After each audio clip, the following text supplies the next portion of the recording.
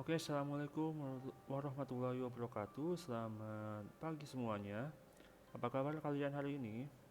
Mudah-mudahan kalian semua dalam keadaan sehat walafiat, meskipun kita masih dalam keadaan pandemi yang belum tahu kapan selesainya.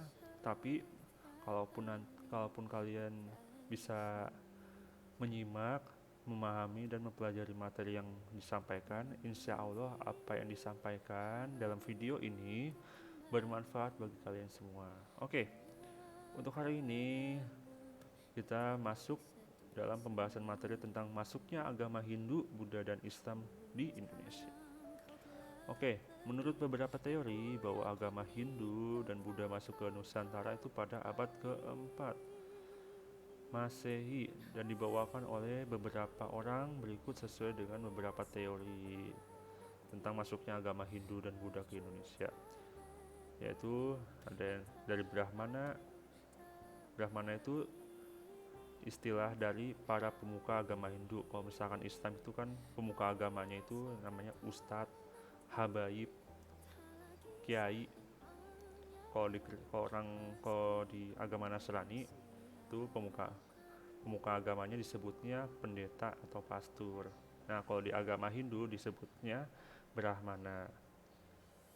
Oke, teori yang kedua dibawakan oleh kesatria atau para prajurit perang dari India. Kenapa? Karena agama Hindu dan Buddha itu asalnya itu dari India. Hindu itu dari kata Hindi, artinya orang-orang India, yang pengikutnya para dewa-dewa, yang sebenarnya itu adalah manusia manusia yang imannya itu sangat kuat, melebihi, hampir sama kayak wali sebenarnya itu. Tapi kenapa orang-orang India itu, orang-orang Hindi itu banyak yang menyembah wallahu alam, apa nggak bisa menjelaskan. Nah, itu Hindu. Kalau Buddha itu dari kata pohon bodhi itu ada di India juga. Orang-orang yang berteduh di pohon bodhi itu disebutnya orang Buddha. Tapi kenapa jadi agama wallahu alam, bapak nggak bisa menjelaskan. Kalau misalkan menjelaskan di sini takutnya ntar ada agama lain yang dengar, ntar jadi benturan. Oke, yang ketiga Waisya, itu istilah dari para pedagang India. Jadi di agama Hindu ada yang namanya istilah kasta Brahmana itu pemuka agama, kesatria, prajurit perang, Waisya paling tinggi sebenarnya adalah raja. Tapi ini adalah, kalau Brahmana itu adalah kasta ketiga.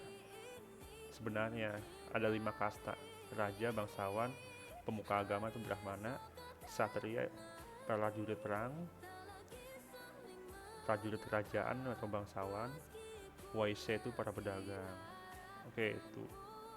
Oke, ada teori yang keempat bahwa pemuda Indonesia itu dulu belajar ke India, belajar tentang bagaimana kehidupan orang-orang India itu sendiri. Makanya masuk agama Hindu dan Buddha ke Indonesia. Oke, bukti masuknya agama Hindu Buddha ke Nusantara yaitu ditemukan sebuah prasasti. Prasasti itu adalah sebuah batu yang banyak ukiran tulisannya itu, yang berisikan tentang sesuatu hal, baik ajaran maupun bukti-bukti cerita-cerita masa lalu. Nah, prasasti itu namanya Prasasti Yupa, itu di wilayah Kutai Kartanegara. Kutai Kartanegara itu adalah sebuah wilayah di Kalimantan Timur. Nah, kenapa di Kalimantan Timur? Karena apa? Karena wilayah India itu lebih dekat di wilayah Kalimantan. Asia Selatan itu lebih dekat di wilayah Kalimantan. Kalau misalkan kalian lihat di peta, coba kalian lihat. Oke, kerajaan Hindu pertama di Nusantara adalah Kerajaan Kutai itu sendiri. Karena apa? Karena kan buktinya itu sudah ditemukan pertama kali di Kalimantan Timur. Oke.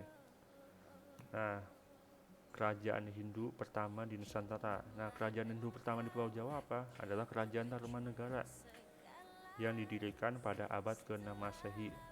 Wilayahnya meliputi utara Banten, Jakarta, dan sebagian wilayah Jawa Barat. Kalau misalkan kalian ingin tahu tentang Kerajaan Tarumanegara, nanti kita akan jelaskan di pada video selanjutnya. Karena kalau misalkan kita menjelaskan tentang kehidupan kerajaan Tarumanegara sampai ke wilayah-wilayah selatan Jawa Barat, itu pasti akan menarik. Oke, lanjut kita masuk agama Islam ke Indonesia. Nah, untuk masuknya agama Islam ke Indonesia ada teori yang pertama, itu teori dari pedagang Gujarat pada abad ke-12. Itu sebenarnya itu teori dari yang dibuat oleh orang-orang Belanda, sejarawan Belanda. Oke, yang kedua ada teori atau pendapat para alim ulama itu bahwa Islam masuk ke Indonesia pada abad 7 Masehi dari melalui dakwah sahabat Nabi yang bernama Sayyidina Utsman bin Affan. Nah, jadi setelah Nabi wafat, itu kan dakwahnya dilanjutkan oleh para sahabat. Para sahabat ya berarti Sayyidina Utsman dan Sayyidina Ali. Sayyidina Utsman perginya ke utara, Sayyidina Ali ke selatan. Nah, di utara itu lebih pasti tepat berada di wilayah Nusantara atau Indonesia. Nah, diperkuat lagi oleh pendapat ulama yang lain bahwa Islam masuk ke Indonesia itu pada abad keempat dengan ditemukannya makam orang Arab di Kepulauan Baros. Kenapa disebutnya Kepulauan Baros? Karena itu Baros dari kata barus. Barus itu kan kapur barus. Kalau misalkan kapur barus dipakai dalam kegiatan rumah tangga, itu dipakai untuk mencegah serangga masuk ke rumah. Nah, kapur barus itu selalu ditemukan di Kepulauan Baros. Nah, makanya disebutnya Kepulauan Baros. Dan Kepulauan Baros itu berada di wilayah Sumatera Utara. Nah, di belakang itu di gambar itu adalah buktinya. Ini ada sebuah makam-makam yang kalau kelihatannya itu adalah makam yang udah tua banget. Itu bisa diteliti, itu ada yang meliti makam itu udah ada pada abad keempat. Karena apa? Karena orang Sumatera dengan orang Arab itu sudah berhubungan erat, sudah menjalin hubungan dagang, hubungan ajaran Nabi. Nah, seperti itu. Oke, ada lagi, diperkuat lagi oleh pendapat ulama bahwa Islam itu masuk ke Indonesia pada abad 600 sebelum Masehi, atau lebih tepatnya pada zaman Nabi Musa alaihissalam, yaitu dibawakan oleh Zulkarnain, salah satu keturunan Fir'aun yang mengikuti ajaran Nabi Musa. Jadi ada salah satu keturunan dari Fir'aun yang mengikuti ajaran Nabi Musa. Nah, itu yang namanya Zulkarnain. Nah, itu dibuktikan dengan surat Al-Kahfi ayat 83 sampai 83 dan 86. Nah, kalau misalkan kalian ingin tahu artinya, kalian bisa buka Qur'annya, surat Al-Kahfi ayat 83 dan 86. Tapi intinya dalam surat Al-Kahfi ayat 83 dan 86 itu bahwa Zulkarnain, intinya tentang cerita Zulkarnain yang mengelilingi dunia dari barat sampai ke timur. Jadi di situ menerangkan tentang Zulkarnain melihat matahari terbenam di laut yang berlumpur hitam, dan di sana ada orang-orang yang tidak beragama sampai ke negeri matahari terbit. Kalau misalkan matahari terbit itu di sebelah timur. Banyak yang mendapat bahwa yang laut yang berlumpur hitam, tempat Zulkarnain melihat matahari terbenam, adalah, ada yang bilang Alaska, ada yang bilang wilayah Eropa, ada yang bilang Maladewa. Nah, sampai ke negeri matahari terbit itu di sebelah timur. Dan banyak yang mengatakan bahwa negeri matahari terbit itu sendiri bukan Jepang, tetapi New Zealand atau Selandia Baru, Australia, Papua Nugini. Berarti dari barat sampai ke timur itu pasti melalui jalur wilayah Indonesia. Itu buktinya. Jadi intinya begini, nggak hanya keterangan ini aja bahwa Islam itu masuk ke Indonesia, tapi sejak zaman Nabi Nuh alaihissalam itu setelah banjir besar tuh lahir beberapa keturunan yang selamat. Jadi penentu